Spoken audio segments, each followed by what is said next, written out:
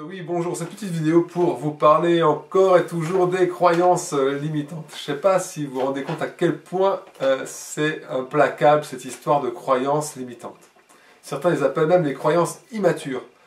Alors effectivement, je reçois une personne qui vient me voir par rapport à une lecture de l'aura et puis tout de suite je l'amène à faire des tests pour vérifier d'abord qu'est-ce qui est le plus fort vecteur de stress, qu'est-ce qui donne le plus d'énergie à son ego, et on trouve des mémoires d'abandon.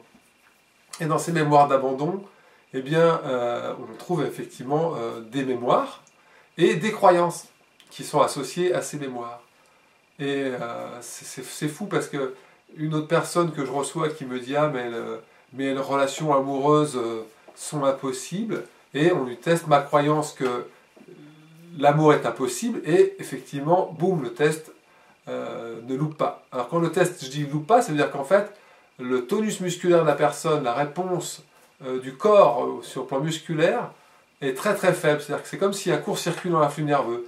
On évoque quelque chose qui fait ressurgir du stress, et donc ce stress, il se court-circuite complètement l'influx nerveux, et donc les muscles ne reçoivent pas l'information, ou ils reçoivent l'information que trop partiellement, et donc le muscle n'arrive plus à résister. C'est ça le tonus musculaire, c'est ça les tests dont je parle. Donc en fait, je teste, je dis à la personne de formuler ma croyance que, par exemple, l'amour est impossible, et si le braille est fort, ça veut dire que cette croyance, elle joue pas, elle n'est pas immature, elle n'est pas active, elle ne met pas la personne dans une forme de dualité. Alors que si elle dit cette phrase et que son tonus musculaire est complètement faible, qui n'arrive pas du tout à résister à une pression, on peut se dire effectivement, là il y a un court-circuit dans l'influx nerveux. Donc c'est un moyen direct pour communiquer avec l'inconscient. Hein, ça c'est bien, ça permet d'avoir je veux dire un médium, quoi. C'est-à-dire la personne elle sent tout de suite sur elle ce qu'elle évoque, ça la renforce ou si ça l'affaiblit, quoi. Hein. Et tout ce qui vous met en dualité, ça vous affaiblit. Voilà, et tout ce qui est des résidus de stress, ça vous affaiblit.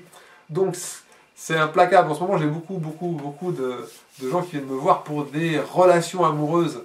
Et on a tout un tas de croyances sur l'amour. Il suffit de regarder comment papa et maman s'aimaient, ou comment les représentations du masculin et du féminin s'aimaient dans notre enfance. Et du coup, nous, on est vraiment impactés, imprégnés par toutes ces façons d'être en relation amoureuse.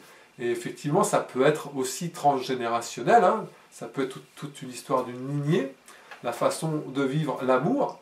Et puis, c'est transposé avec vous intérieurement, c'est-à-dire mon énergie yin, mon énergie yang, comment elles s'harmonisent, quoi, hein. Et ça, c'est super intéressant. Après, de ce qu'on ramène comme croyance de l'extérieur, donc c'est-à-dire les relations amoureuses autour de moi, et après, comment en moi les énergies s'harmonisent. C'est très intéressant parce qu'en fait on voit que tout ce qui est à l'extérieur va être transposé à l'intérieur. Et peut-être vice-versa. C'est une autre question. Bon voilà, donc il y a une personne qui me dit, bon ben voilà, j'étais amoureux, il a disparu, et puis après, à chaque fois, la relation n'était pas possible, donc effectivement, il y a une mémoire d'impossibilité. Et donc une croyance que ça devient impossible.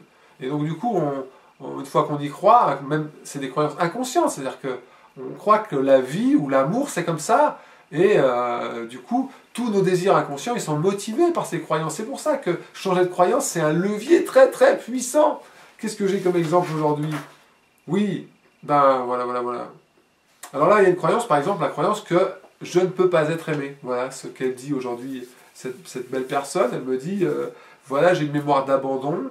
Alors je teste l'abandon dans ma lignée familiale, je teste l'abandon dans ma vie passée. Et c'est pareil, à chaque fois, on a des signaux de stress.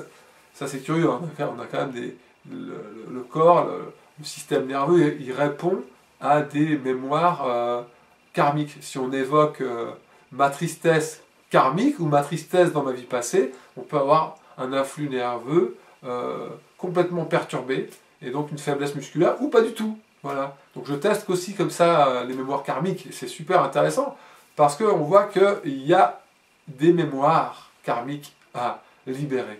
Il y a de l'énergie émotionnelle dans le passé. dans le karmique, dans le transgénérationnel, dans la petite enfance, dans l'intra-utéro et même dans la vie quotidienne, quoi. Si vous avez un grand choc, ok, qu'est-ce que vous faites pour libérer le résidu de stress, le résidu émotionnel qui est encore là? Vous voyez, l'autre jour j'ai eu un chien, un petit chiot, comme ça ma chienne a eu une portée de 10, et puis le chiot il est parti et il est tombé dans une espèce de fosse pleine d'eau chez les voisins. Et il s'épuisait à nager, il n'arrivait pas à monter au bord. Du coup, comme j'ai entendu ces gémissements, je suis allé trouver, mes voisins n'étaient pas là, et quand je l'ai sorti de l'eau, il a tremblé, mais il a tremblé pendant un quart d'heure. C'est-à-dire qu'il ne tremblait pas de froid, hein, il tremblait d'évacuation du stress. Et quelqu'un qui est très stressé, des fois il tremble, laissez-le trembler parce qu'il évacue. Donc un enfant pleure, on lui dit d'arrêter de pleurer, un enfant crie, on peut lui dire d'arrêter de crier, parce que la colère, c'est une émotion qui est difficile à recevoir, en tout cas on n'aime pas être à côté de celui qui crie. Mais finalement c'est important, j'ai appris avec l'expérience que ce qui n'a pas été exprimé, manifesté, va bloquer nos circuits énergétiques, va tout simplement rester en résidu de stress et ça va influer sur notre comportement et sur notre état énergétique. Donc effectivement, il y a plein de fois où on n'a pas tremblé, quoi, on n'a pas évacué le stress, l'émotion voilà, qui était dans le corps, vécu, ressenti par le corps. Voilà à quoi ça sert la thérapie des champs mémoriels et toutes les autres techniques. Il y en a tellement, le FT, le MDR, enfin, NERTI, TIPI, etc., etc. Voilà, donc on peut libérer notre cerveau de l'impact du passé, ça c'est une bonne nouvelle, mais surtout après, parce qu'il y a des méthodes qui oublient ça, c'est de changer cette croyance limitante. Comment voulez-vous que ça marche? Comment est-ce que ça peut se passer si moi je crois que ma vie est conflit, si je crois que la vie est tristesse? Voilà, moi, le vécu que j'ai eu dans mon enfance d'abandon et aussi de conflit autour de moi m'a fait croire que la vie c'est conflit, ou en tout cas mon territoire est fait de conflit. Donc du coup, qu'est-ce que je fais avec ça? Si je crois inconsciemment que mon territoire est conflit, eh bien je perpétue ça, c'est ce que je projette de l'existence. Et comme je suis un esprit créateur, modeste et génial, eh bien c'est ça que j'expérimente. Donc si vous voulez changer quelque chose dans votre vie, changez de croyance. Et là vous allez gagner. Allez, merci, à plus, ciao.